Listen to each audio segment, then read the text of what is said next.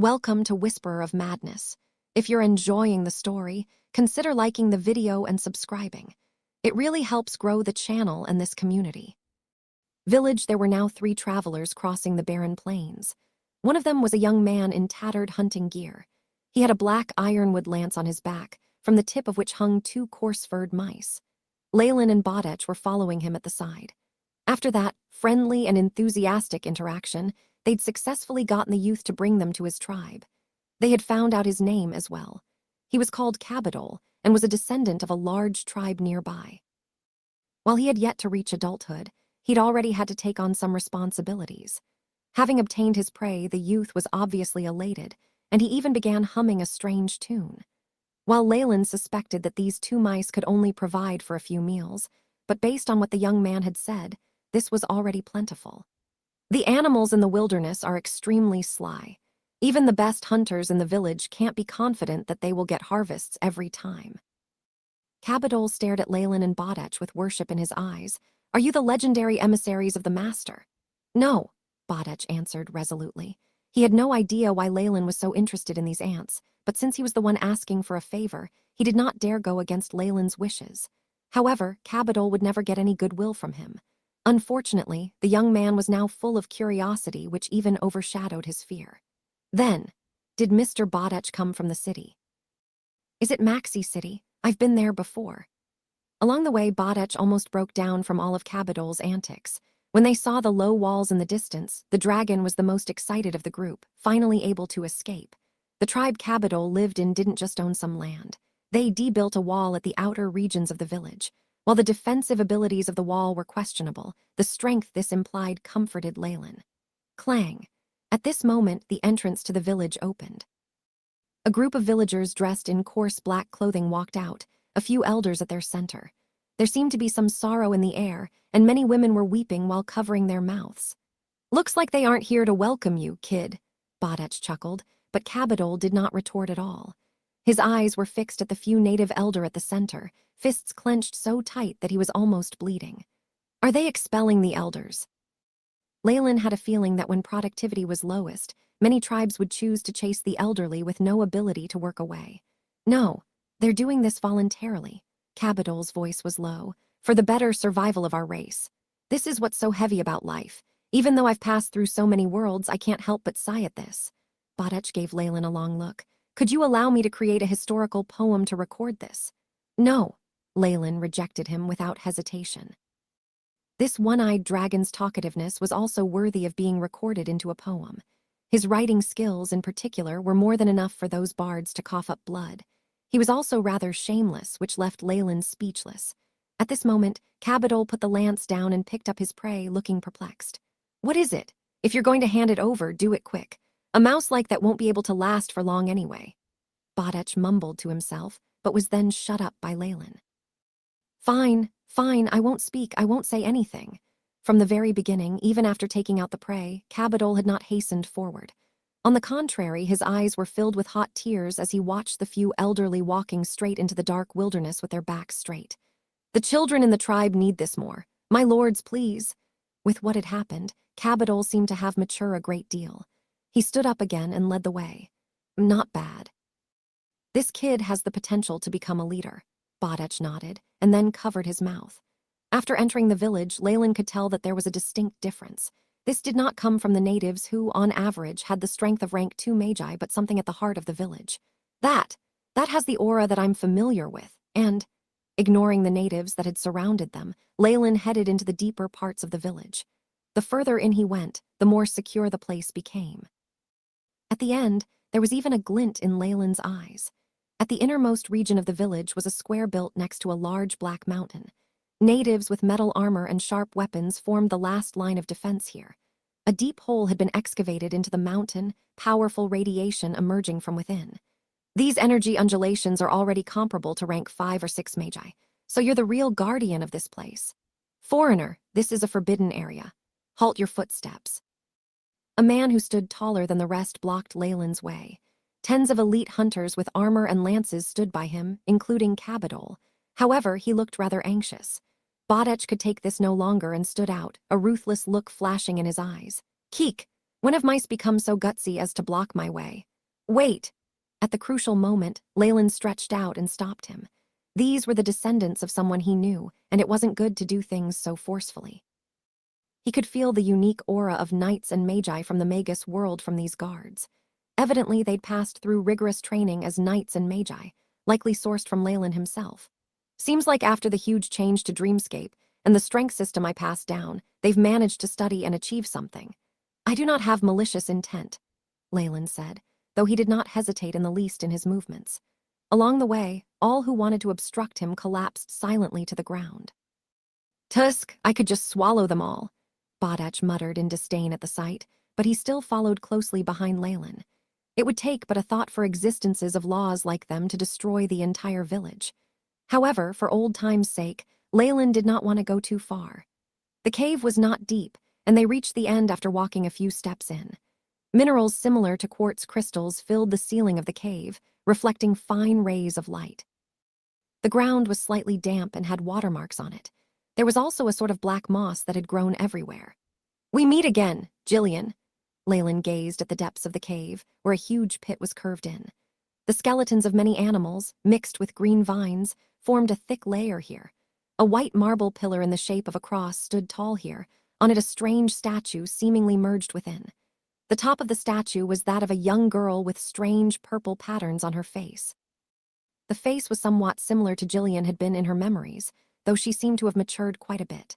Waist down, everything had dissolved into a chrysalis, looking like the combined body of a human and a pupa. The young girl looked serene, as if only in a deep sleep. Leyland closed his eyes and felt as if the girl who had called him uncle was right by his side. Silence! Mutation! Baddock widened his eyes and made a big fuss. Could this human pupa be the ancestor of the natives outside? Isn't the gap too large? She should be in the fission stage of her soul, so we shouldn't disturb her. While Jillian looked like a statue right now, Leyland could still sense the powerful vitality in the human pupa.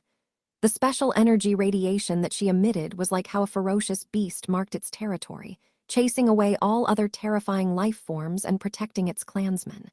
Leyland closed his eyes, somewhat guessing at what had happened. Jillian at that point must have been the same as her other clansmen, where their strength mutated. Out of desire for survival, the entire tribe moved to the north.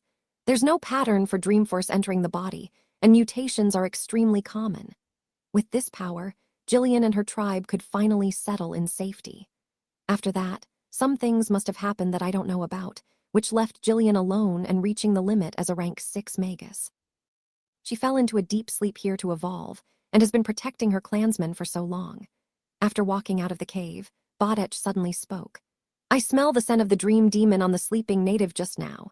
The one-eyed dragon had exceptional talent in smelling out souls, able to find traces of Leyland from thousands of years ago. But of course, with how powerful Jillian is now, how could the dream demon let go of her dreams? Leyland shook his head and answered, but then he suddenly froze. Dreams, absorption, powering up, replenishing. Yet another cycle. If that's how it is on a small scale, it could be a pattern used in an entire world. A trace of understanding flashed in Leyland's eyes. But there's no point just knowing this. Without any strength, there's nothing I can do. Leyland shook his head and then watched the frenetic and anxious natives surrounding them. What are we going to do now? Bodach asked at the side. I'm just here to see someone I knew long ago. Now that my goal has been achieved, we could take a look around or attempt to remove your curse. Leyland didn't mind at all. As long as he stayed in Dreamscape, it would be easy to research this world. Hence, there was really nothing he had to do. Hassin, wait, my lords. The tribe leader had regained consciousness at this moment, kneeling before Leyland with respect. The slightest power Leyland had revealed made it obvious that this was someone powerful, and he'd had someone verify that the ancestor was still safe. How would this middle-aged man not realize that these two were actually friends of his tribe? With the strength they possessed, these people could easily crush them if they wanted to. Hence, it was necessary to better his relationship with them.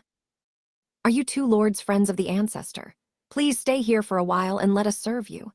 The leader of this tribe was nearly 2 meters tall, adorned in a slightly moldy, smooth leather coat. His bulging muscles seemed as hard as steel.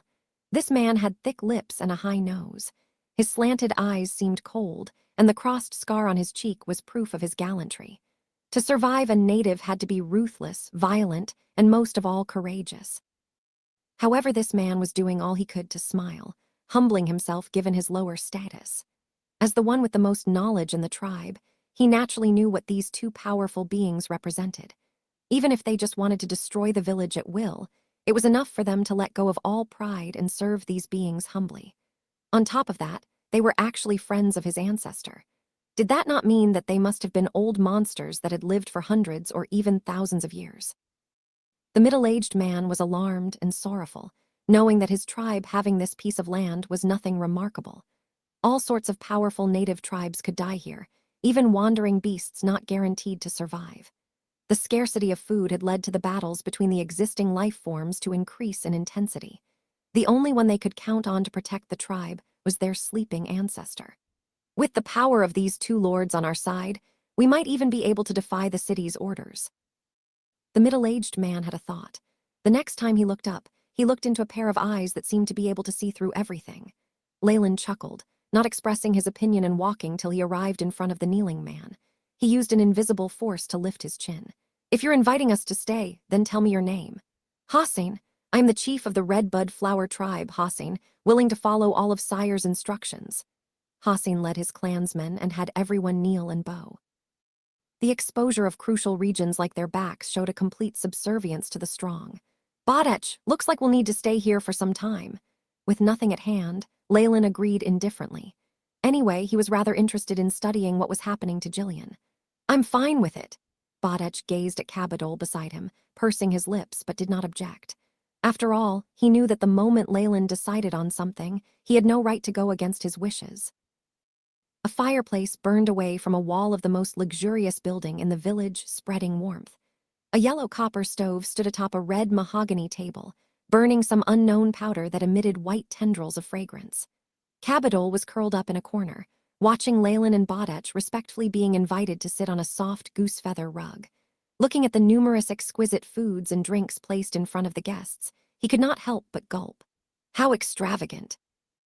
The young man thought to himself, and then looked outside the window. The light outside had dimmed, and there was already a layer of white frost by the window pane. The contrast with the striking red of the silken curtains left him unable to look away. It should be quite cold and dark outside now, right? Cabadol wondered silently. This region had no sun nor moon, and only had faint rays of light. The natives here used the brightness to differentiate between night and day. Once night fell, temperatures outside could reach as low as -80 or -90 degrees, or even -100 degrees centigrade. While he did not understand the concept of cold, he knew that there were always unlucky people who froze to death at night every year. Without enough food nor fuel, the lack of heat would leave them helpless to resist the arrival of the Grim Reaper. If this was the case in the village, things were much worse outside. The elders who'd left today would probably not live past this night. The young man felt a hot gush at his eyes, and some warm fluid fell from the corner of his eyes. Here, my lords, please. At the banquet, Hassin did not have so many thoughts. His face was now flushed red, and the area around his scars had turned bright red as he urged the two lords at the main seats to drink. Leyland answered his request and picked up the wooden cup, pursing his lips. Badech couldn't even be bothered to do that. Based on Leyland's observations, the alcohol here was fermented using some underground plant stolons with plentiful fat and starch. As the method was very primitive and behind his times, and on top of that the filtering hadn't been performed well, the alcohol was too muddy. Badech obviously found this beneath himself. However, to ordinary natives, this was already a delicacy they could never obtain. This was also the same for Hassin. However, to Leyland's surprise, every person in the village, besides the infants, all had a cup. The adults were extremely cautious and had a satisfied look on their faces. Equal distribution within the clan. Leyland shook his head and looked at the table again. In order to serve the two of them, Hassin had gone all out. The food on the table could be said to be sumptuous. The dessert was a sort of purple fruit that was slightly tart and sweet, while the main was a round pastry made with starch, baked till golden brown. Even the two coarse-skinned mice that Cabadol had caught today had been brought to the table despite how precious meat was. The aroma from such a sumptuous feast had all the clansmen gritting their teeth, doing their best to keep their bearings. Unfortunately, this was rather crude to Leyland and Badech. Given the one-eyed dragon's original size, even the entire village would only be an appetizer for him. The delicacies and the great alcohol that Leyland had experienced before made it lacking for him as well. Hence, in the face of this, Bodech found this beneath him, while Leyland ate a few fruits out of courtesy and stopped. Upon seeing this, a slight embarrassed flush rose on Hassin's face. He could not even bring himself to call up the beautiful young girls he had prepared meticulously beforehand. My apologies that our esteemed guests had to have such simple food. It's already enough. Here, let's raise our cups to our friendship. Leyland lifted his cup. For friendship. With Leyland's lead, the rest did the same as Hassin and somewhat warmed the mood. I was once friends with your ancestor, so if you have any needs, please let me know. After putting down the cutlery, Leyland spoke respectfully. Of course, all this was out of politeness. If the request could be easily completed and he was in a good mood, he might help for old times' sake. However, if the other party brought up a difficult issue, such as having Leyland become their guardian, then Leyland would probably become hostile and leave. This is quite embarrassing, but we really have come across an issue we can't solve with our strength. Hassin's voice sounded grim. We make use of the land here to survive, but we need to give Maxi of the East Sage and slaves as taxes. His requests this year are far greater than we can give. Hassin explained the situation to Leyland. The Redbud Flower tribe weren't the only survivors in this area, and they were all attached to a powerful city-state named Maxi. They would have to pay the city every once in a while, giving them a type of food called sage as well as slaves as proof of subservience. Otherwise, they would be attacked. A few accidents had greatly reduced their crop yield this year, and it was impossible for the Redbud Flower tribe to reach its target. However, those with power in Maxi did not care for this. The moment Hassin could not hand over enough food, they would be forced to move away, or else they'd be attacked. It wasn't just dream beasts in the wilderness coveting this land, or stray spirits. While the ancestor can provide us with protection, Maxi City also has an elder in power with similar strength. Besides, the ancestor is in a deep sleep. Hassin laughed wryly as he voiced the trouble they were in. The rest of the clansmen now stopped eating. They understood that if this did not go well, the whole tribe would be exterminated. The food may have been fragrant and tasty, but it no longer tempted them. Elder in office, is that a synonym of power or authority? Leyland stroked his chin. He had to admit that this Maxi city had piqued his interest. A city where a large number of inhabitants of Dreamscape gather, and there might even be powerful beings comparable to rank 5 or 6 magi there. This city-state would definitely maintain traces of Dreamscape's glamour and culture before Dreamforce weakened. Since he wanted to study this world, it was of extreme importance to Leyland. Besides, what was a city-state not guarded by a being of laws to Leyland? I understand. Let's find a day and have Cabadol bring me and Bodach there. Leyland nodded in agreement, obtaining the gratitude of Hassin and the others. Maxi in the depths of the Redbud Flower tribe, in the corner of a dark cave dug into a black mountain. White quartz glimmered as it illuminated the moss-covered area, giving the place a sense of life. There was a pillar near the end of the cave, shaped like a cross. The humanoid pupa that was Jillian's current form had fused perfectly with the base, showing her beautiful curves and face off like the most exquisite work of art. This silent evolution is similar to those of Magi. The AI chip's light flashed in Leyland's eyes as he reached forward to touch the statue, feeling the weakness and regret of the soul at its core. Having said that, though, this weakness was in comparison to Leyland himself. The soul was already as powerful as a rank 5 or rank 6 Magus. Have you sensed my arrival? A slight smile rose on his face. Seeing as you've been helpful in my research, let me give you a tiny gift. A dark red glint extended from Leyland's fingers, leaving behind 2 elegant trails as it formed strange arcs in the air like a dancing butterfly. It landed on the statue's shoulder. Pooh! Red lights flickered, and the points of light and skin of the statue immediately dissolved upon contact with it. The entire human pupa began to move slightly, and the eyes now appeared to have gained some life in them. Sensing the rate at which her soul awoke being quickened, Leyland turned to leave, seemingly uncaring of the situation. You can do it, little Jillian. The lives of beings of laws were extremely long. Leyland could foresee that if Jillian failed to become rank 7, this would probably be their last meeting. Is this how people who can live for eternity feel? Loneliness, and transcending worldliness. Leyland's looked melancholic, recalling a great number of people. Images of Bicky, Croft, and even many enemies flashed across his mind. Many of them had been unable to endure the passage of time, entering the cycle of death. Still, even so, I want to seek out the extraordinary, achieving true eternity. With a fling of his robes, Leyland unhesitatingly left the cave. AI Chip, what are the results of the investigation from before? Upon hearing its robotic reply, Leyland sighed. There isn't even a specific time. Looks like a sample of a native who has yet to become a being of laws can't be useful towards my research. Leyland's primary goal in this excursion to Dreamscape was to study the weakening of Dreamforce, completely grasping its power and making it the foundation for him to fuse laws and enter Rank 8. The AI Chip's analyses had all been pointed towards this direction. Unfortunately, a sample and model comparable to a Rank 6 Magus still could not help the AI Chip progress further. Only a true Rank 7 existence of laws could give Leyland some enlightenment. Then again, one gains a body of laws merged with the world after entering Rank 7. They experience a complete change, and I can only use such existences of laws to study the world origin force. But going around here will still give me some results. Leyland transmitted a wave of soul undulations, summoning the one-eyed dragon Bodach who had disappeared somewhere. Get capital. We're going to leave. Leave. For Maxie, Bodach scratched his head. I don't think that sort of place will have what you want. All the treasures of this territory, the cute little sparkly things, they can't escape my sense of smell. Bodach had guessed at this point that Leyland was probably looking for something. Still, with his limited knowledge and thought process, he only considered dazzling gems and crystals treasures. As for signs of civilization or historical poems and the like, those were only used to pass time. With the one-eyed dragon's great background in the Ultron world and the memories passed down through generations, it was nothing to him. Leyland suddenly turned back, a depthless darkness in his eyes. I'm warning you right now. You've already provoked one Lord of Calamity. Don't provoke another or I won't let you off. It caused the one-eyed dragon to shrink back in pure terror, shaking his head.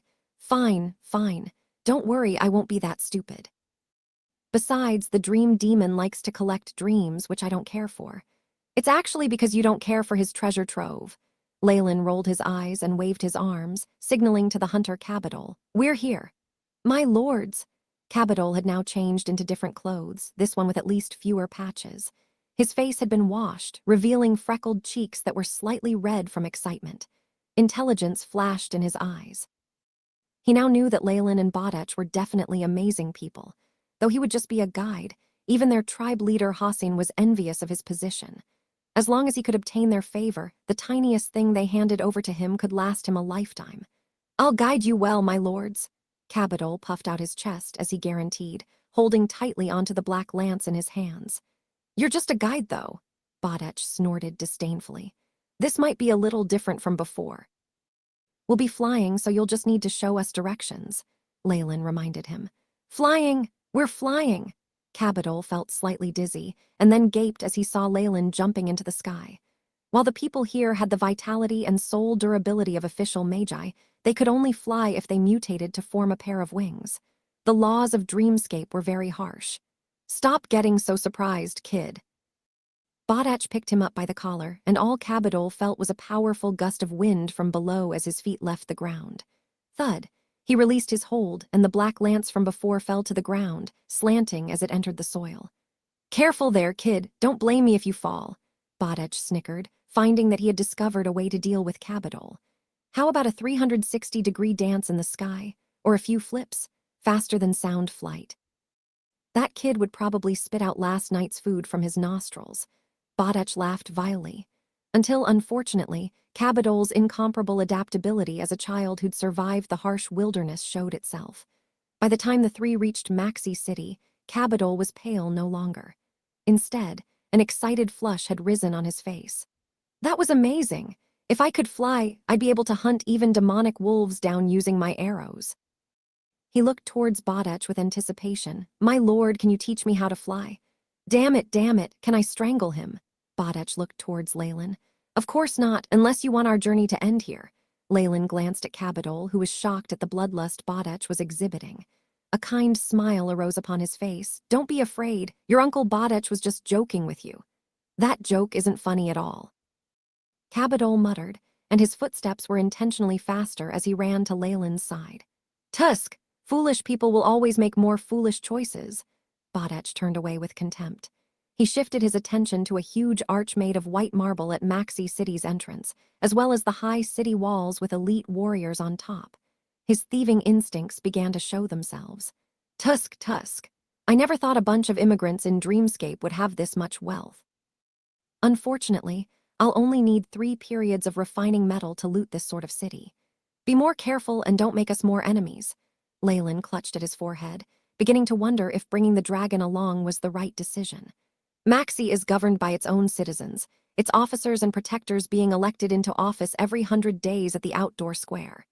Cabadol was performing his job well, introducing Maxi City to Leyland and Bodach. Citizens, them. Leyland looked to the side of the road. The citizens Cabadol had mentioned could be seen by the gardens and marble fountain.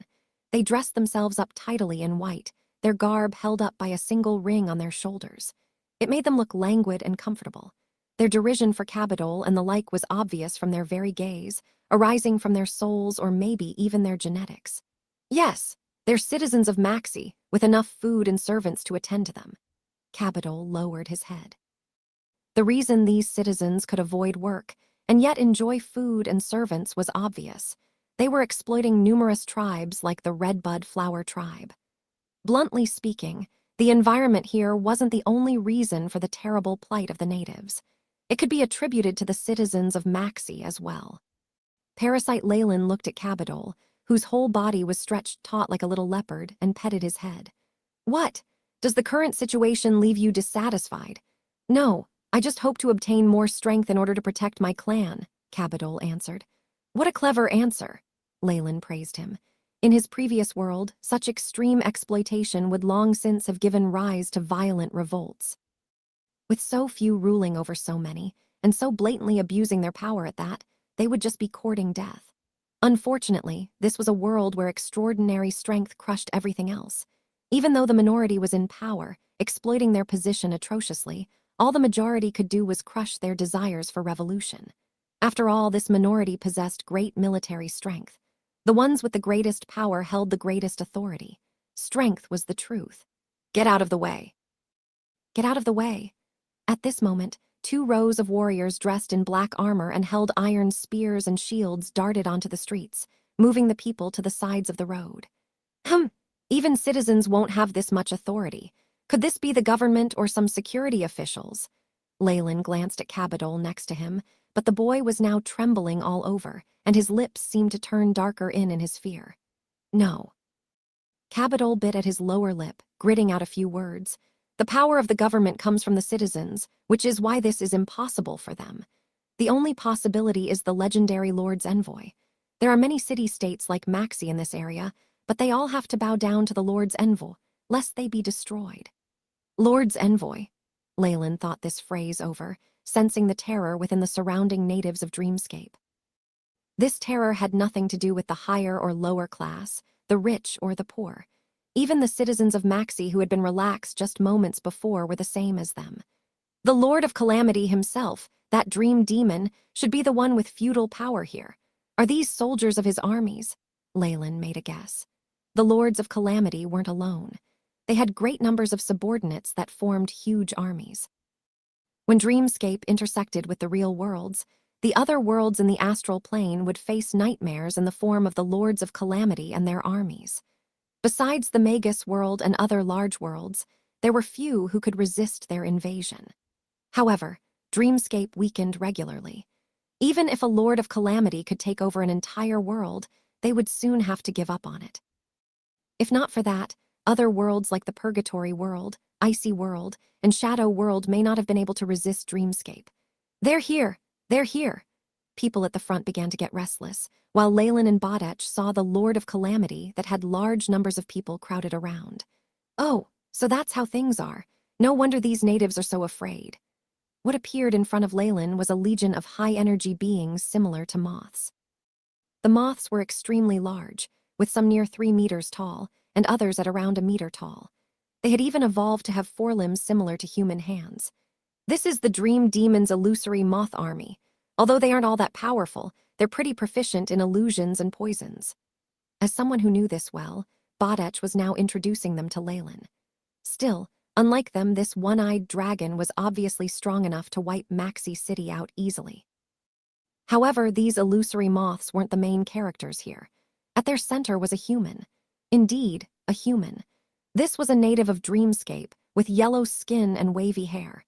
The red tattoos on her body indicated that she wasn't from the redbud flower tribe, but with a single look at her cabedole quickly covered his mouth. Most of the other citizens of Maxi did the same, stopping their impending shrieks of terror.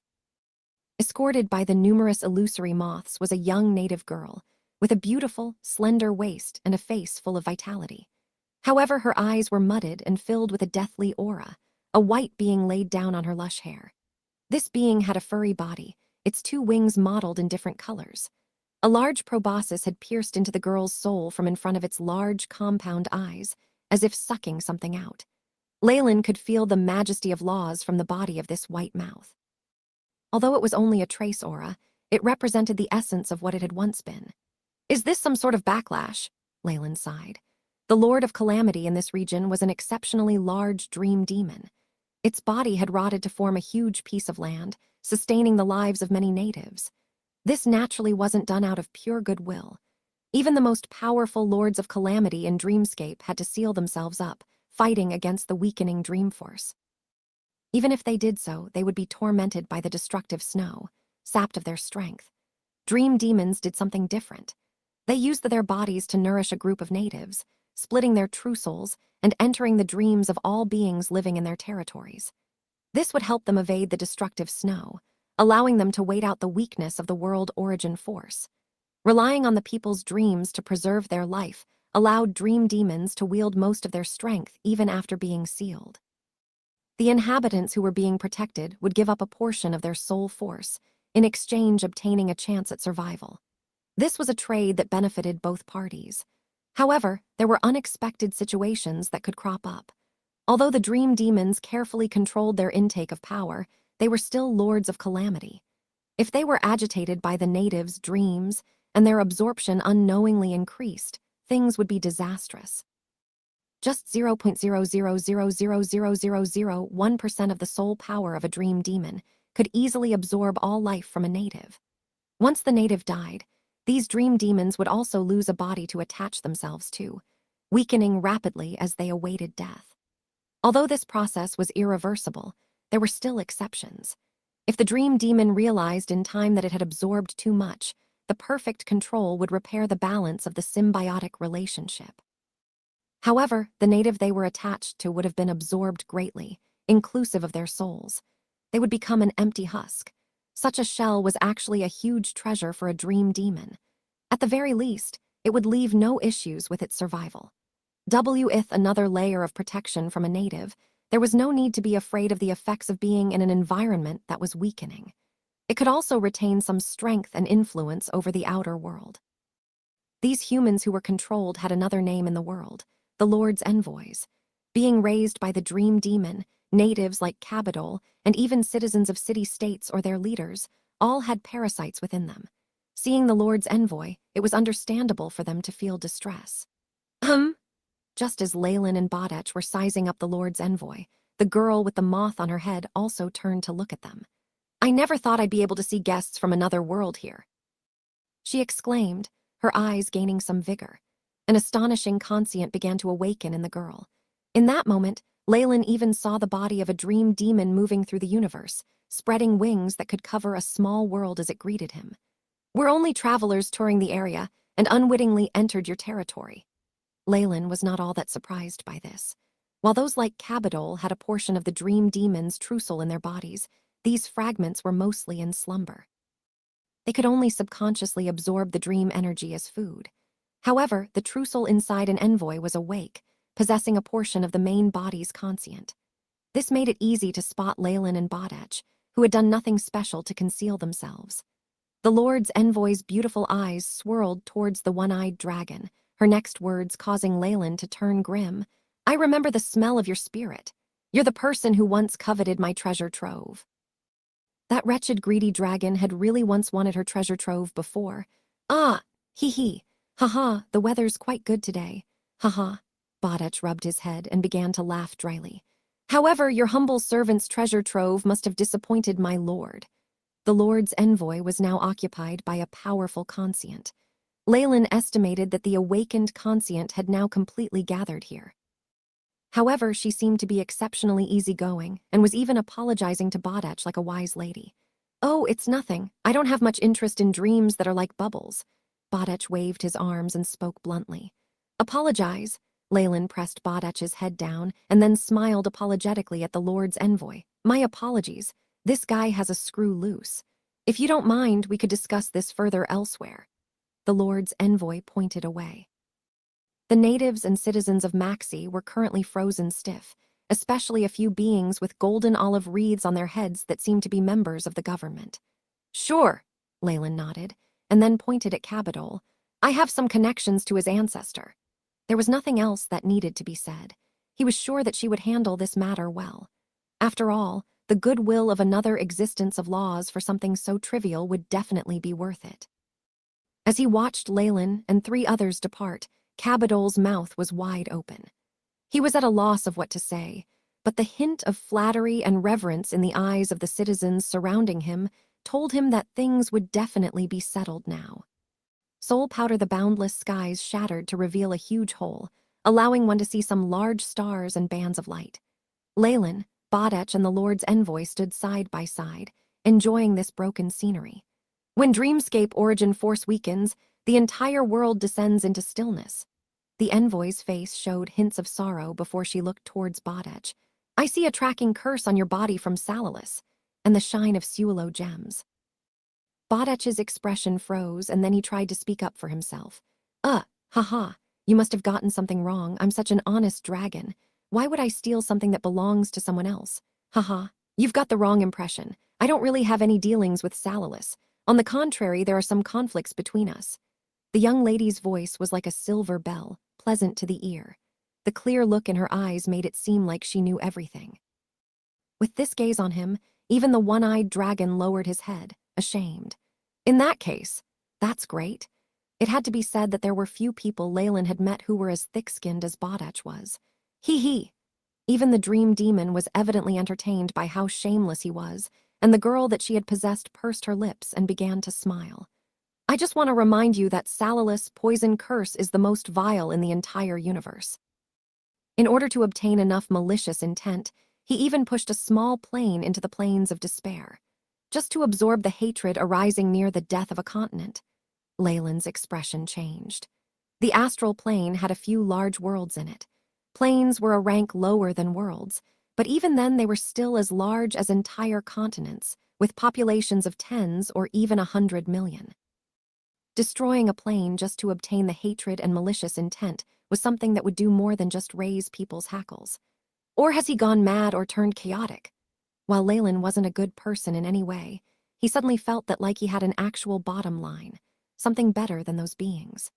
With the vengeful energy from millions of life forms, as well as Salalis' own powers of disaster, the curse formed isn't something that the Yossi blood hoop on your head can suppress. "So this thing is a Yossi blood hoop? Doesn't seem to be that useful." Bodach discontentedly prodded at the silver hoop on his head and complained. "Shut up and don't move it, you idiot." Leyland's expression changed, watching as Bodach took the hoop that had been on his head down curiously. Woo! In that moment, the Yossi blood hoop revealed a piercing red light. Blood vessels wriggled as a piercing female shriek resounded. The blood-red luster became more exuberant till the whole hoop exploded, creating a tiny poof and only leaving behind silver ashes. "What the heck? What's going on?" The one-eyed dragon gaped at the silver granules in his hand and cursed. "Found you!" A powerful conscient exploded from the purple eyeball behind him, accompanied by a chilling evil and bloodlust. Bang, bang, bang. The curse that Leyland had under his control burst forth as the purple eyes exploded one by one. Yellow pus flew everywhere, causing Bodach to cry in misery. This liquid fell into the surrounding areas, and even more tiny purple eyes appeared as they began to cover the dragon's entire body. Leyland could sense a powerful soul aura locking onto Bodach completely, an aura unique to Lords of Calamity awakening. Still in the north, but south of the Dream Demon's territory, within a region of calamity. "You wretched, despicable little thief, Salalis has finally found you." Snow fell with immense destructive power, but it could do nothing against a large ice crystal at the center of this place. The ice sizzled sharply and melted down, emitting dazzling lights as runic chains broke apart. Howls resonated as the large ice crystal exploded, and an enormous body jumped out, disappearing into the clouds and quickly heading towards the Dream Demon's territory. Wah wah wah, what are we going to do? Bodach clutched his head with both hands, barely keeping the urge to tear off his own flesh at bay while staring at Leyland pitifully. No. No matter how careless Bodach might be, he still prioritizes his own safety. At the very least, there had not been any mishaps in the journey before, so why would there be issues now? The only change is that we now have a Lord of Calamity by our sides, and it's the Dream Demon with strange abilities. With a thought, Leyland quickly had a feeling that something was off. Beep, soul enchantment found, searching for source of contamination. The AI chip's voice sounded. The atomic microscope revealed a layer of mysterious powder floating in the air, centered around the Dream Demon. Damn it, it really is you. Without my nightmare-absorbing physique, I'd probably be caught in your magic as well. Annoyed, Leyland began to move the nightmare bloodline within him and dissolved all of the powder that had entered his body, quickly feeling his mind clear. An astounding illusory ability. Seems like the anger in my heart was also induced by the powder, as expected of a demon that manipulates dreams and illusions. A series of thoughts flashed in his mind, but Leyland was on the surface still berating Bodach furiously. His gaze fell on the Dream Demon, and he put his guard up. Don't worry. Like I told you, I share enmity with Salalis, so I won't let him into my territory. We can team up to deal with him together. Seeing the anger in Leyland's eyes, the lady was soon elated. She then saw the vigilance in his eyes. This was very normal. All existences of laws had to be on their guard when attacked by the Lords of Calamity in Dreamscape, which was why she said what she did. As she spoke, Leyland noticed the microscopic powder in the air ripple slightly, enchanting the soul slightly and affecting one's judgment. Bodach, for instance, kept nodding. Upon seeing this, she dealt another blow. If we defeat or seal him, then the curse on my lord's friend here will be taken care of. Agree to it, Leyland, agree to it. Bodach kept nodding like a chick pecking at grains of rice, and the soul undulations became more vigorous. But of course I agree. Leyland seemed to be taken with the idea, and after seeing her delight, could not help but take several steps closer, fine soul powder rippling on his body. All of a sudden, his eyes flashed. I agree to nothing, he exclaimed, and a loud hiss resounded as a tremendous phantom Targaryen appeared behind Leyland. The serpent extended its terrifying mouth, biting down on the Dream Demon. Leyland had acted exquisitely, covering his actions with his control of laws. This way, he'd managed to deceive this Lord of Calamity. The sudden trouble caused shock and astonishment to arise in the Dream Demon's eyes, causing Leyland to feel good once more. Ka-cha. The mouth of the snake, formed with the laws of devouring, bit down, causing even space to disappear into nothingness. Everything was taken in and transformed, turned into Leyland's own energy. While the young lady that had become the Lord's envoy was a product of the Dream Demon devouring a trussel but not its dreams, she was still a normal person. Her transformation had been recent, and there was nothing she could do to evade Leyland. She immediately melted away into boundless darkness, leaving behind a conscient emitting light. You destroyed a part of me. Great anger emerged from the conscient, and the entire land seemed to roar as well. All the natives living on it immediately knelt and began to pray. Bang, bang, bang. A native who was praying for the Lord to calm his anger had his brain exploded, and a point of light flew out of his brain, followed by many others. The numerous points of light gathered on the ground, seemingly glued together. Having obtained so many motes of light, the Lord of Calamity began to tremble. A strange aura of life awakened in the land, accompanied by the surging conscient of a rank 8. She's desperate enough now to forcefully unseal herself. Leyland had a teasing smile on his face. The other party was still sealed, and the weakened Dreamforce was now his best helper. Unfortunately, it's too late. Leyland sighed slightly, red light flashing in his eyes. The bit of the conscient in the air exploded noiselessly, and numerous memories and fragmented comprehensions of laws leaked out. The result of having a portion of one's conscient destroyed was terrifying. The entire territory began to roar, volcanoes erupting as earthquakes occurred. The ground cracked apart as a large hand made of lava arose, covering all else. She isn't really injured. and her aura only weakened slightly. Seems like she'd only awakened a small part of her conscient. Leyland spoke with pity in his tone, turning into a dark arrow that pierced through the large palm in the air. With the dazed Bodach in tow, he fumbled a little in the air as he disappeared. Tens of seconds after Leyland disappeared, a great number of moths filled the area to form the large face of a woman. She gazed in the direction that Leyland had left, her eyes full of hatred. Seeing the destructive snow falling suddenly, fear surfaced in her eyes as she quickly disappeared. Everything calmed down once more. Salilus' destructive snow was a limitation Dreamscape had set up for the sealed Lords of Calamity. It was a shackle that imprisoned them.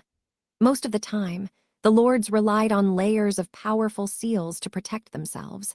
The moment they were unsealed, they would have to face the destructive snow head-on and be weakened. This was from both the origin of the soul and from the world origin force. No lord could handle being weakened like this, which was why they were always in sealed states, unless there were special circumstances. The large female face exploded, leaving behind another little girl. Her eyes were mudded, and she also had a white moth on her head. However, she was smaller than the one before. Once the dream demon quieted down, the destructive snow also weakened until it was bearable. Damn it! How did that Magus get away from my soul powder? The dream demon's avatar looked confused, and she transmitted some information. HM, dream demon, you found the thief who stole from my treasure trove. Tens of minutes later, a terrifying amount of pressure formed as a large tornado moved towards the dream demon. Powerful destructive snow hovered around this tornado, eliminating the ice, the rocks, and all forms of life. The one who had spoken was a steel knight over 100 meters tall. He wore ice blue armor, and on his chest was a striking, gigantic rune in the shape of a cross. With his face covered by a helmet, it was difficult to see his expression. Only an inquiring red light seemed to shoot out, the evil gaze seemingly bringing disaster. Endless black clouds revolved over this person's head. Terrifying, destructive snow fell, to the point that even the dream demon's avatar had to retreat a distance. Everything under his waist was hidden in the great tornado, vaguely revealing huge blocks of ice. The terrifying tornado whistled, combining with the destructive snow. The powerful law of calamity, as well as a malicious might of vengeance, formed more than 100 million faces around the tornado, all of them crying. This was the Lord of Calamity, Salilus, a rank 8 existence. He'd grasped many laws like calamity and hatred. This evil god that made numerous worlds weep had now descended with his main body. Long time no see, Salilus. The dream demon smiled as she greeted him. Looks like you really detest him, to the point that you've moved your true body. He's stolen one of my Suelo gems. Without it, my main body will need 10,000 years to recuperate after a disaster. Salilus sounded hoarse, like the sounds of numerous crows squawking together. His voice had a strange ability to turn one's stomach, hiding extreme anger within it. That damned thief! I want to send him to the plains of despair and seal his true soul, and then slowly skin him for 10,000 years. I've obtained information about the thief. He also has a rank 7 Magus helping him, so you have to be careful. The dream demon in the form of a young girl raised a finger, and a moth flew up to Salilus. The Lord of Calamity swallowed it. Through this strange exchange, Salilus immediately obtained footage of Bodach and Leyland next to him. Just 2 newly advanced rank 7s. I can destroy their true souls with just one hand. Salilus shook his head nonchalantly and then looked at the dream demon. In all my memory, you've never been so kind-hearted. He. He's also harmed my avatar and even caused me to lose a portion of my conscient. A trace of paleness could be seen on her face. That's true. Your strength relies more on charm. While even a rank 8 existence might be unwittingly caught in your trap, once the other party has their guard up. Salilus smiled as he spoke, controlling the tornado into chasing the direction of his imprint. All the land here had been merged with the dream demon's body, making her detection ability terrifying. As a result, the girl could determine that Salilus had truly left after a moment. She watched the direction that he had left in, a strange smile on her face. Relies more on charm. Although the dream demon wasn't acknowledged for combat power amongst the Lords of Calamity, she had been their longest survivor. Her origins traced all the way back to the ancient Final War. How could someone of this level of strength have weaknesses and be seen through easily? While the other lords believed that the dream demon's abilities were charm and sealing, this was actually not the case. What she was most proficient in was actually sensing souls. Disregarding that one-eyed dragon, the young Magus is giving me an evil and dangerous impression. That's not because of a warlock's bloodline ability, but it's like we're mortal enemies. The girl's eyes were serious as she recalled this dangerous Magus. She and Salalis were, in reality, not on good terms. There was no point in offending two existences of laws for him. However, after taking one look at Leyland, her innate soul senses told her that he was extremely dangerous. It seemed like he would become a mortal foe. For this reason, the young girl had tested him outright after meeting him. He isn't afraid of my soul powder at all, and this doesn't even seem to be the limits of his abilities. The young girl bit at her lips, her delicate eyebrows furrowing and exuding a heartbreaking charm. It was because of this danger that she'd abandoned all intent to pursue them. Forget it. That stupid Salalis will be right at the front lines if anything goes wrong. Let me see how many cards that Magus has up his sleeve.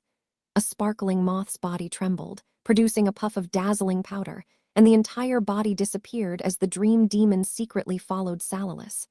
Damn it, Leyland! Are you crazy? Why did you attack our ally?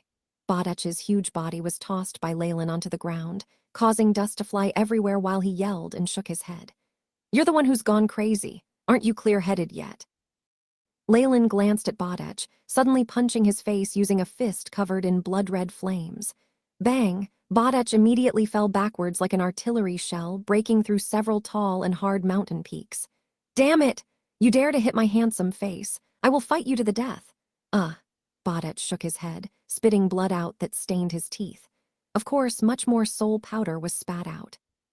He was first cursing everywhere and almost transformed back into his original body, but his expression soon changed. Fury turned into puzzlement, and then slight fear.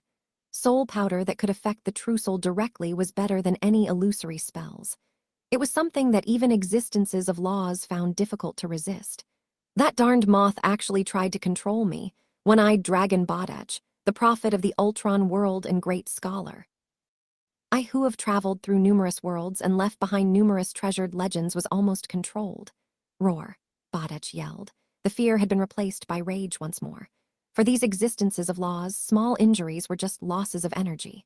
With their limitless time, they could be healed, which was why this was no issue. However, the moment someone tried to interfere with their free will or even enslave them, what would be left was endless hatred. Dreamscape's dream demon lord. I'll remember this. Bodach hatefully spat out some white air, but wasn't foolish enough to say that he'd immediately return. Evidently, he still retained some reason. He was a rank 7 while the other party was rank 8. On top of that, he still had a curse on him and was now being pursued by another Lord of Calamity. Leyland, I'm sorry. At this point, Bodach obviously knew that Leyland was his true ally and he could not offend him. This was especially when there were many things he needed to trouble Leyland with. HMPH, awake now, Leyland snorted, but found this situation strange. That dream demon is acting so strangely. She doesn't know us, but she suddenly attacked. And still, she didn't pursue us either. Did she notice something? Her strange behavior caused Leyland to think up all sorts of possibilities. However, he was interrupted by a prompt from the AI chip. Beep. Host's devouring talent has been used. Completely digested conscient of law. Host has obtained partial information regarding the law of charm. Host has obtained partial law of illusion. Host's illusion proficiency has been strengthened. Using his law of devouring, Leyland could absorb the powers of existences of laws, turning them into his own comprehension. Unfortunately, even a rank 7 who has evolved can't obtain more from those existences of laws. If I were to use the AI chip's terms, I haven't even obtained 1% of the law. That's even worse than the world of gods, Leyland sighed. There were obviously some things lost during the conversion of laws, but for Leyland, this was so low it was rage-inducing. Although that was just a portion of the dream demon's conscient, if this was a god in the world of gods, he wouldn't have had trouble in forming a thread of divinity. The difference was more than tenfold. Even with my devouring law, I'm in this situation. Things would be even worse for other existences of laws. Then again, if everyone can advance so rapidly, the Magus world doesn't need to send people over. It can just fight and devour as well as annihilate itself. Only the world of gods can be the true hunting grounds of magi. Unlike how hard it was for Magi to comprehend laws, the divine laws in the world of gods were easy to acquire. They were learned quite quickly, so much so that devouring a god could allow one to obtain the complete comprehension of a law. That was the reason Magi were crazy over them. Meeting, with the attraction of the two world origin forces, and such immense benefits, it's no wonder the ancient final war was so intense. Leyland sighed inside. Had he been the one who'd found a world where he could absorb the comprehension of laws by killing deities, he'd have gone crazy as well. The fall of other Magi and the suffering of the commoners was nothing in comparison. The reason why divine laws convert so easily. Is it because of the origin forces being compatible, or do they complete each other? At this point, Leyland was now beginning to believe the rumors more and more. When victory was decided between the world of gods and the Magus world, the victor would devour the loser's path to power to open the path to eternity. It's also possible that the Magus world and world of gods were a single body in ancient times, Leyland guessed. One had to consider why the rumors that gave rise to the ancient final war spread so widely. The ancient Magi of laws and gods were no fools, and they would not do something without benefit. Unfortunately, the Magi miscalculated how difficult the gods would be to deal with. With the mysteriousness of divine kingdoms, the result was that both sides suffered, and there were no winners, and it brought about the end of the glamour of the ancient times. Leyland's eyes glinted as he clenched his fists. But the final war that I shall cause will not go down the same path. The road to eternity is mine and mine alone. Leyland had previously been ordinary, able to keep a low profile. But when this epic universe held a hope for immortality, no restraints and limitations would hinder his goal any longer. He would pay no heed to those who didn't block his path, but when conflict arose, he would attack to destroy, regardless of who it was. Beep. Captured conscient of existence of laws. Similarity to dead body cells, 100%, beginning revitalizing. The AI chip prompted at this moment. A living specimen of the dream demon, Leyland smiled slightly. The dream demon's humongous body had merged with this land, so it was naturally possible to obtain her cells anywhere. However, research had shown that the shell left behind was but a pile of nutrition, devoid of laws. Only with the body and conscient together could a real living specimen be obtained. As he had been afraid of the dream demon, he had not laid a hand on the regular people with her parasites. However, after she had become hostile, Leyland no longer had any reservations. The AI chip quickly gave him good news. Revitalization successful. Host has obtained sample of dreamscape existence of law. Rate of analysis of world origin force quickened by 27%. There are differences between various existences of laws. Another sample will get here soon. Blood-red light flashed in Leyland's eyes, and a red line opened up between his brows as a strange, twisting force rippled in the air. Oh no. It's Salilus. I sense that he's closing in. At the other side, Bodech began to cry out pitifully. The purple eyeballs on his body seemed to have sensed that their original owner was arriving, and they all began to wriggle about in a craze. They then exploded one after the other, causing Bodech to cry out. HMPH, shut up! Leyland turned back, the red line between his brows opening slightly. Russell. Something strange happened then. The purple eyes on Bodech seemed to be frightened by something and abruptly shrank back. Bodech's cries quieted, and he watched Leyland with disbelief. This! Quiet, don't you want to remove the curse? After activating the nightmare absorption bloodline, Leyland was akin to a king in Dreamscape. Dreamscape origin force was now hovering around him at all times, causing Bodech to unknowingly close his mouth. Return to where you came from, Leyland chanted in an ancient tone. Threads of Dreamscape origin force descended, forming blazing red runes that disappeared into Bodech's skin. The purple eyes quickly retreated due to these runes, eventually forming an exquisite purple eye sealed by a ring of fiery red on his back. That's it. Bodech waved his arms around, looking stunned. A curse formed of malicious intent from a lord of calamity who massacred hundreds of millions of living souls was sealed so easily. The whole process was simple, to the point that Bodech felt he was dreaming. Upon seeing this, Leyland nodded slightly, suddenly coming to an understanding. As expected. I guessed right. As long as it uses dream force as a base, anything can be suppressed by my nightmare-absorbing physique. Even if it was a lord of calamity with powerful laws of calamity, If he was still in essence a being of Dreamscape, he would have to survive using Dreamscape origin force. That would mean that he could be suppressed by Leyland's bloodline ability. This suppression seems quite terrifying. Leyland looked at the world origin force hovering around him, and the slight attention from the world will. If this were a rank 8 existence from another world, even though I might be confident in defeating them in Dreamscape, chances are they de-escape. However, if it's a Lord of Calamity, they probably won't even get a chance to escape. It seems like this is the world's wish. Wait. Leyland's eyes went as wide as saucers, feeling like he had grasped something crucial in that moment. There was no hatred nor love without reason in the world. Giving birth to the nightmare-absorbing body must have been an act of Dreamscape itself, which made the goal in doing this rather interesting. Inducing the formation of a bloodline and investing so much origin force and care required a huge amount of effort. At this every moment, a ravaging tornado appeared in the horizon, large amounts of destructive snow overhead as it hastened in their direction. Leyland, sire, he's here. Bodech changed the way he addressed Leyland and placed himself below the Warlock. Great timing, I just had a thought I need to confirm. Leyland nodded, while also very satisfied with how Bodech was acting. His actions seemed to have tamed the dragon a bit. But he's a rank 8 Lord of Calamity. Are you going to attack him? Bodech couldn't believe what Leyland implied. Of course. Do you have any objections? Intricate dark red patterns appeared on Leyland's body. Powerful bloodline energy surged forth, revealing a boundless aura that seemed to echo within the entirety of Dreamscape. After seeing this, Bodech shook his head like a rattle drum. He could sense that Leyland right now was more terrifying than that Lord of Calamity.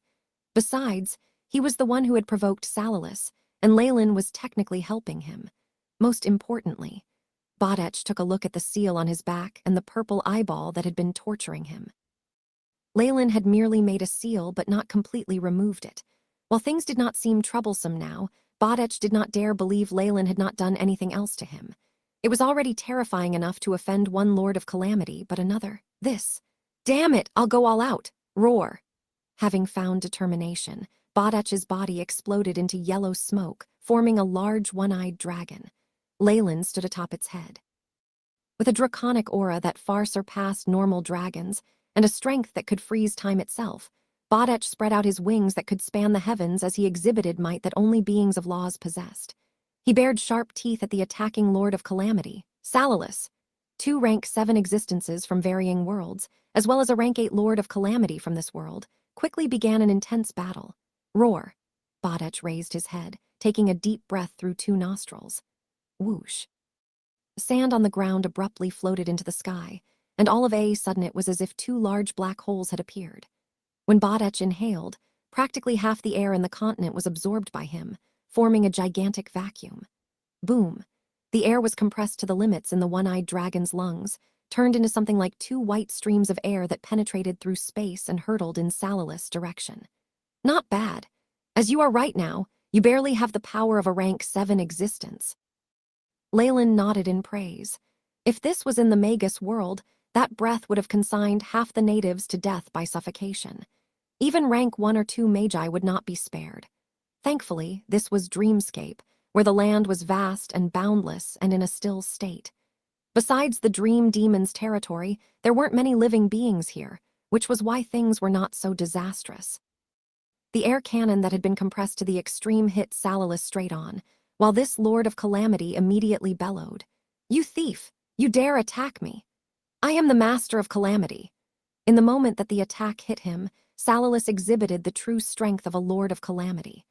A boundless snowstorm formed a strange phantom centaur behind him, roaring quickly in the ancient Byron language.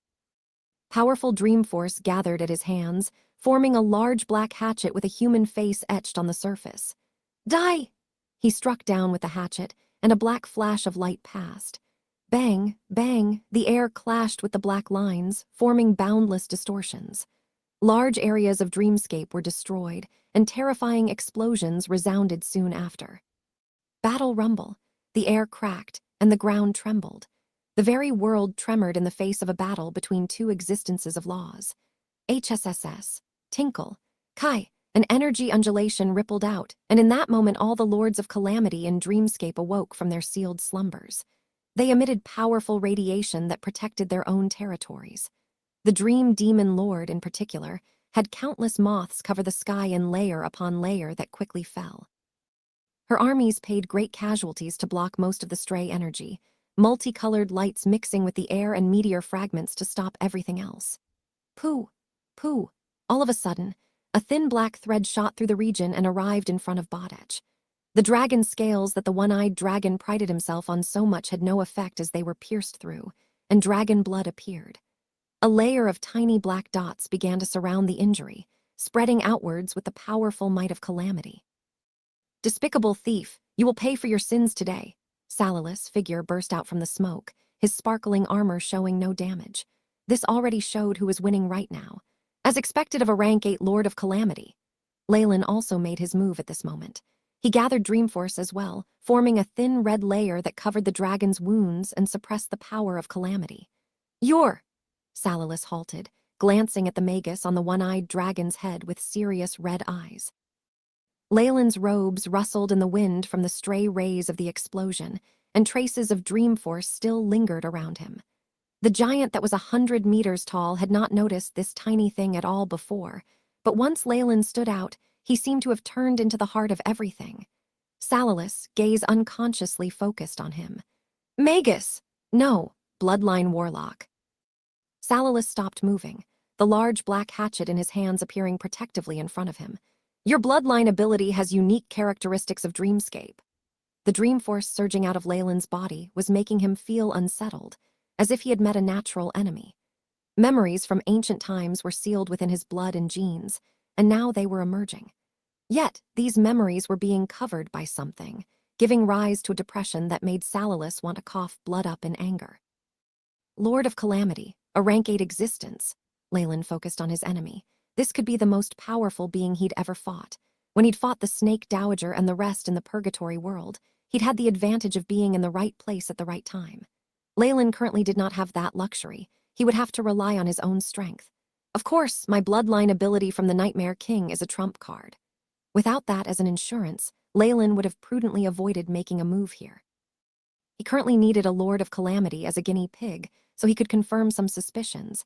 If not, he definitely wouldn't have stopped here and waited for Salilus to arrive. Good timing. Let me see the differences in a bloodline warlock after rank 7. The figure of a looped snake was reflected in Leyland's eyes. Purplish-red bloodline force surged out, and torrential strength seemed to make contact with several large worlds. The power of numerous blood descendants was transmitted over to him. Having broken away from the Snake Dowager, Leyland had become the progenitor of a new bloodline. He had a bunch of bloodline abilities he could use. HSS. Boundless bloodline energy formed a phantom Targaryen that soured through the skies.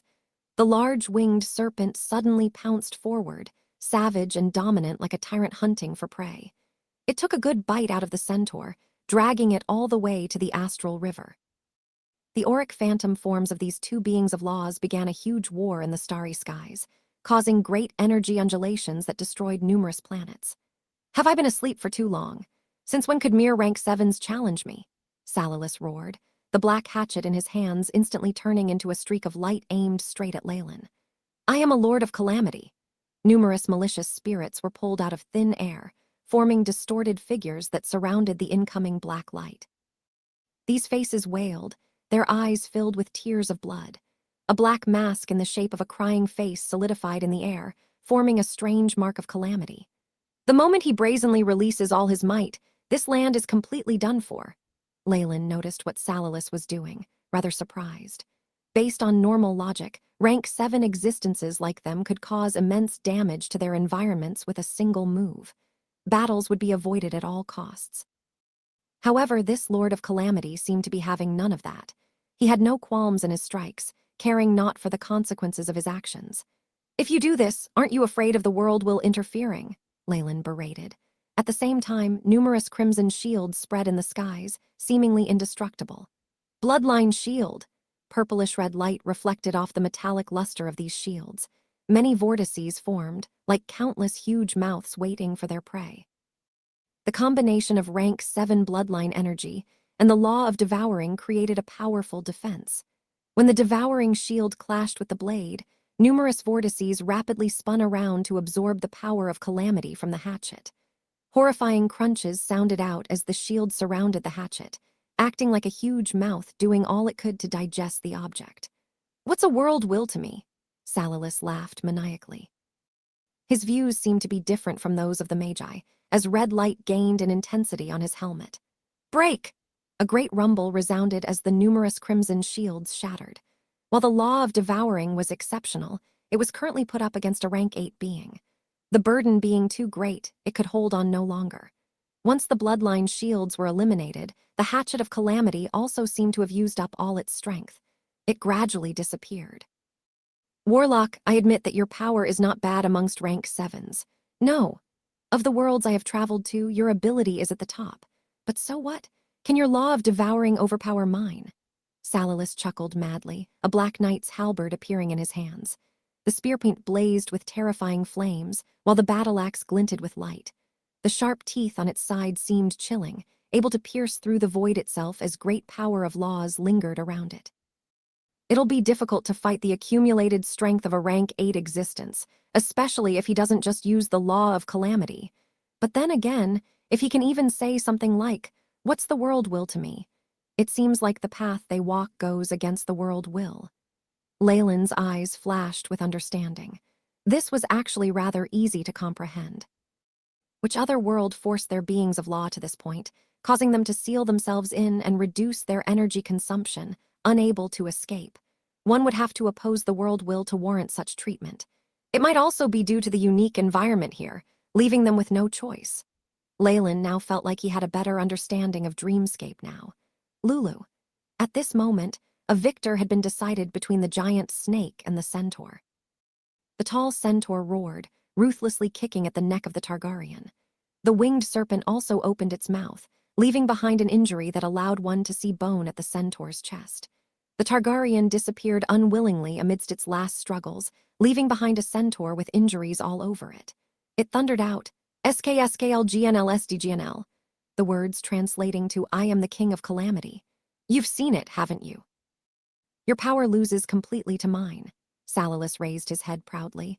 "Admit defeat, and I can consider letting you go." "Unfortunately, you and I both know that's impossible," Leyland answered nonchalantly, caressing a cross blade that appeared in his hand. The weapon blazed with crimson light. If he'd planned on peace from the start, Leyland would at least have forced Bodach to hand over the Sulo gem, seeing if it was possible to calm the fury in the Lord of Calamity's heart. Instead, he'd attacked at the very beginning, which meant he wasn't going to be benevolent. "Don't forget me, the gem thief from the boundless world, one-eyed dragon Bodach." The one-eyed dragon Leyland had mounted flapped his wings, snorting out a terrifying dragon breath. In normal worlds, this breath alone could render entire species extinct, but things were fine here.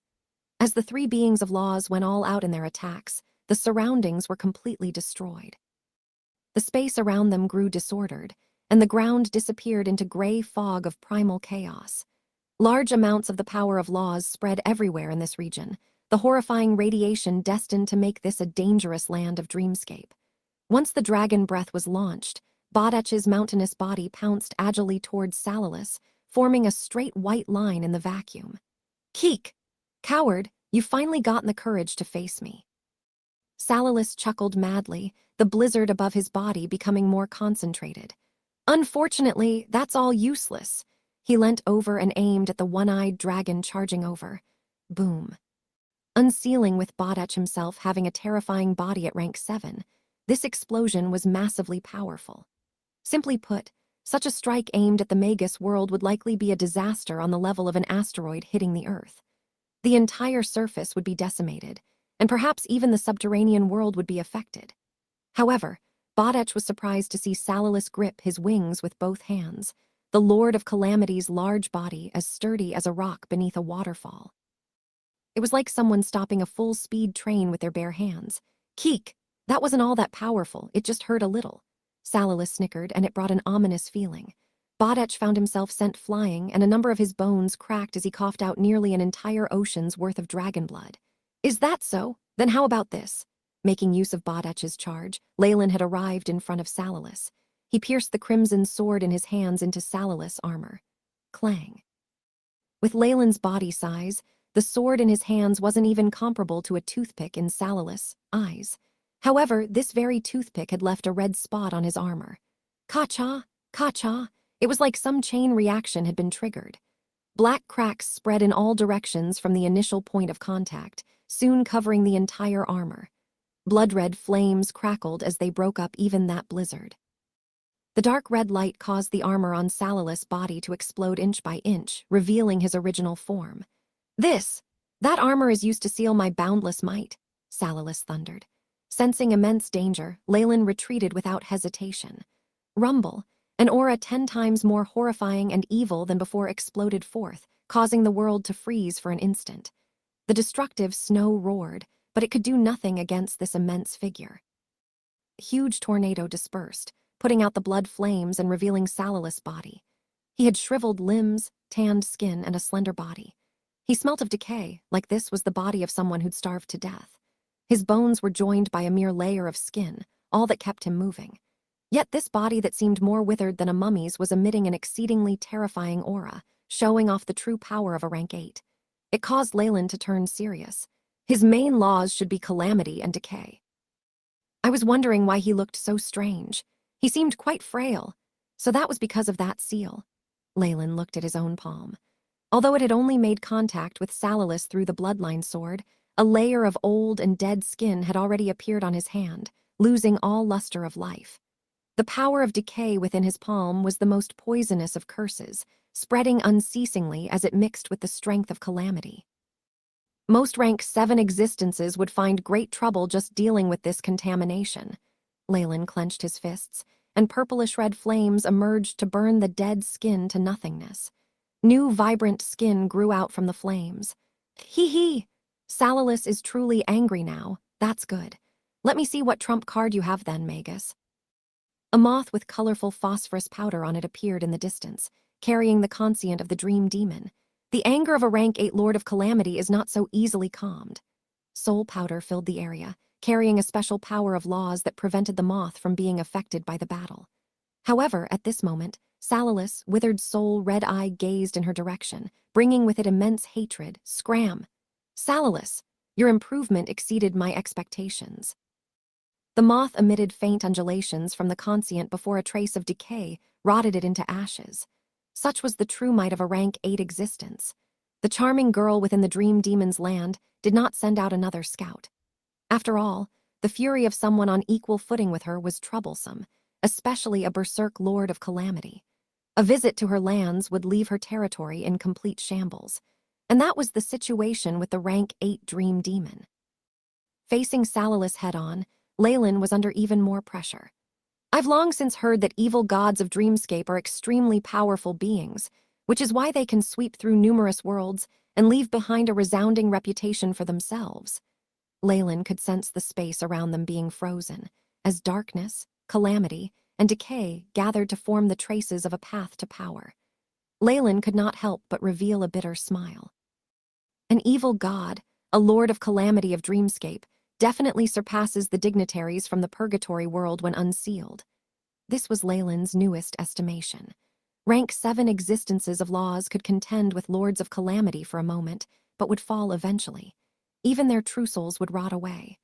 I am the master of disaster, holder of the power of decay. At the end, all beings will wither away in the river of space and time. Salalis chanted hoarsely with his dry throat, a terrifying bony hand grabbing forth in Leyland's direction. Decay! Disaster! Terror! Streaks of the power of several laws appeared to form malicious claws by Leyland's side. These claws seemed to sing praises of Salalis, chanting along.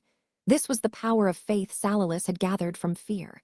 Leyland didn't doubt in the least that, with these accumulations, Salalis could become an intermediate god in the world of gods in one go. GRR. In the face of the attack of a rank 8 existence, Bodach's snarls seemed exceedingly weak. His opponent had no need to focus on him, a mere sweep of remnant power able to injure him seriously once more. The huge dragon was filled with traces of decay, not knowing where to go. Disaster! Decay! 2 streaks of Salalis' most powerful laws formed a strength akin to primal chaos within those large claws, whittling away the law of devouring on Leyland's body. Once this final layer of protection had disappeared, Leyland would die in both body and soul. It was obvious that Salalis' hatred of Leyland in that moment exceeded that towards Bodach. As expected, as I am now, it'll be too difficult to go against a rank 8 without any help, Leyland sighed. This test told him of the limits of his own strength. Although he was amongst the top of rank 7s, he was still lacking when compared to rank 8s. If I didn't have something to fall back on, I would only be able to escape, being grievously injured and finding it difficult to recuperate. Thankfully, Leyland rubbed at his forehead. A red line slowly cracked open there, revealing a dark red vertical eye. Damn it, it's this feeling again. It's this feeling full of mortal danger, like I'm meeting a mortal foe. Who is it that can give a Lord of Calamity the premonition that they will bring death? Seeing Leyland being surrounded by the huge devilish claws, Salalis had no trace of elation on his expression. On the contrary, his dried-out and malicious face was filled with madness. The feeling of mortal malady that he'd felt today had caused him to enter the peak of his power without reservation. However, be it that wretched dragon or the rank 7 warlock, they were both ants in front him, one merely a little bigger than the other. Now, however, his keen trousseau of laws was trembling, the feeling of danger intensifying tenfold. This hinted at the attack of something dangerous. Who exactly is it? A sharp cry immediately pierced through the skies. Rumble, bang. As if in answer to his snarls, the devilish claw formed of laws exploded, revealing Leyland's figure. Buzz. The surroundings that had been ravaged by the battle, but dense black clouds suddenly gathered in the skies. It covered the luster of the astral plane and the other worlds, the destructive snow intensifying in its power tenfold. The entire dreamscape seemed to awaken in this moment, placing its powerful focus on this area. The world will. Did you think I'd be afraid? Large amounts of dense black smoke rose from Salalis' body, forming a strange screen that blocked the destructive snow. Dreamscape's world will did not react at all, like a supreme master watching silently from above for eternity. The dreamscape origin force that had been weak suddenly surged in strength, yet it didn't answer Salalis' summons as it gushed in another direction. The warlock from before, it's you! Salalis' withered eyes suddenly opened, seeing the figure walking out of the ocean of origin force. He would never have imagined that the world origin force would favor this warlock more than it did a Lord of Calamity. Boom, boom, boom. Tremendous footsteps sounded as a large figure walked over slowly. He was only half a head shorter than the over 100 meters tall Salalis. He had a perfect body, with each shimmering muscle incomparably faultless. Intricate dark red patterns filled his body, like an exquisite armor. A blood-red vertical eye opened up on the faces of both the handsome being and the warlock, bringing with it a ruthless, cold will. Most importantly, the dreamscape origin force that was like a sea lingered at Leyland's side, rolling on in waves. After being controlled by Leyland, it was extremely tame. Divine punishment, a sea of world origin force surrounded Leyland, carrying dreamscape's will. The world seemed to abandon Salalis, instead suppressing him with ill intent. This, Salalis was stumped. Very soon, remnant ancient memories and his fear of dreamscape brought him back to his senses. It wasn't long before the veil of mystery was removed. This unique power, it comes from the Nightmare King. You've inherited his powers. The nightmare-absorbing physique that even Lords of Calamity dread. Power that all sovereigns dread. Leyland understood this vaguely, as he accepted the faint excitement of the world will along with the endless origin force. Yes, the bloodline that all lords despise. You're dead. Black smoke arose from Salalis' nostrils, many contorted faces writhing within as they wailed and cried. The ancient Nightmare King is the fear of all the lords. Nobody wishes for his return. You're dead. Salalis repeated deliriously. If this news spreads, all the Lords of Calamity will gang up on you. It's useless. The worlds will have sealed this area already. You can't transmit any information outside anymore. Leyland sighed. Furthermore, I am not any weaker than you right now. With Dreamscape buffing his powers, the Leyland now was no different than he was back in the Purgatory world. No, he was even stronger than before. He was already a rank 7 warlock. The nightmare-absorbing physique was extremely demonic on its own, and with the support of Dreamscape origin force, his pure strength alone put him at rank 8. He surpassed the Lords of Calamity. Leyland sighed, striking out suddenly. The destructive snow formed a sword in Leyland's hand, and he slashed at Salalis. Destructive snow was a weapon Dreamscape used to weaken and punish the Lords of Calamity. Now, Leyland was merely using it to exact punishment on behalf of the heavens. You vile gods have willfully seized the world origin force. I represent the heavens themselves in your annihilation.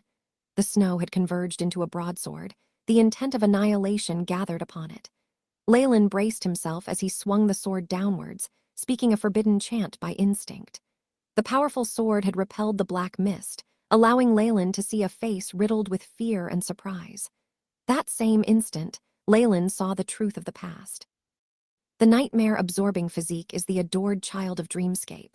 However, a world would never do something so senseless. Why did Dreamscape create this? That was a question Leyland had always sought the answer for, and now he'd finally got one.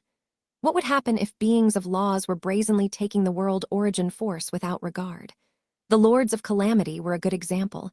They would be suppressed by the world's will and have their dream force weakened. Destructive snow would form a natural disaster around them, proving that the world will wanted them dead. Even a magnanimous world will would be infuriated by a bunch of greedy rodents. However, beings of laws were far too powerful. Even with the suppression of the world will through the destructive snow, as well as the disconnect from world origin force, the Lords of Calamity managed to seal themselves into safety. However, the world's will could not do the same. It couldn't bear weakening itself for extended periods of time, and had to stop and revive its origin force. It gained nourishment from other worlds. To Dreamscape's world will, the Lords of Calamity and evil sovereigns were like blood-sucking parasites. Unable to bear it any longer, it gave birth to the nightmare-absorbing physique.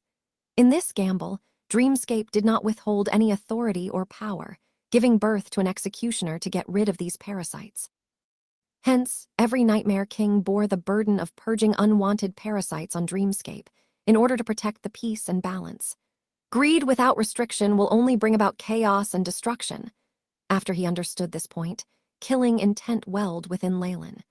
His bloodline itself was an embodiment of these lords' nemesis. It was do or die. There would be no negotiations between both parties. Leyland, who wanted to use Dreamforce to absorb laws, would definitely benefit after slaying a Lord of Calamity. His comprehension of laws would be boosted, and the world will itself would give him greater authority. You must fall here today. After clearly understanding his own killing intent and paving the path for his future, the power that surrounded Leyland had suddenly reached a new height. Rumble. Bolts of black lightning tore the void apart, isolating everything within a cage. This lightning wanted to kill the ferocious prey within, a powerful existence that was rank 8. No, I'm a Lord of Calamity, one who holds the power of decay. I'm near peak rank 8, how would I just perish here? Salilus roared as he raised his bony hand and attempted to deflect the black lightning. Boom, bang, flash. The world origin force roared and turned into waves of destructive lightning that crashed down under Leyland's control. Every bolt could severely injure a rank 7, but it had taken 5 to 6 strikes to merely shatter Salilus' left arm. A strange black current of evil gas wrapped itself around the wound, not dissipating. Many droplets of thick yellow blood fell to the ground suddenly, giving rise to black smoke. It seemed to form a strange embodiment rather like rotten mud, and wails and screams sounded as they tried to escape. Leyland's brows furrowed, and the black lightning streaked past him and destroyed these abominations.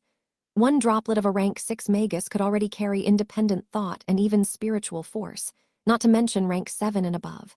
Having suffered grievously with his left arm shattered, Salilus was weakened by layers of destructive snow, his dream force growing feebler and feebler. Damn it! Damn it! Out! Come out! Salilus waved his stump of an arm against the lightning and snow. Fight me openly and above board. How can I, Salilus, die to such a wretched thing? Stop being a fool, Leyland's voice rumbled throughout the sky. A victor will always be victorious. My style of engaging enemies is to scheme and not fight with bronze, by using the smallest price in exchange for the largest benefit and outcome. Your value is meaningless against it. Meaningless, meaningless, meaning. The thunderous voice reverberated across the sky amidst the black lightning and destructive snow. Salilus' eyes had now held an even more frenzied look. He, meaningless. Salilus calmed down immediately, and the atmosphere turned even more sinister. Even so, I will demonstrate the final power that a Lord of Calamity holds. Rumble. Rumble. Warts began to appear and float on the surface of Salilus' skin, causing his bony body to become extremely swollen. Over time, he turned ball-like, his skin stretched to its limits as it showed signs of ripping apart at any moment. The aura in the air was extremely unstable, yet it converged around Salilus' body. This shape, does it want to? Leyland's expression changed. 9 chains of laws were like razor-sharp blades as they pierced into Salilus' body.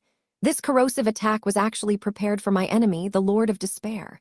But now, a low growl appeared from Salilus' body, and it began to rumble louder. Crack, crack. A gray ripple began to appear on Salilus' body before his body exploded.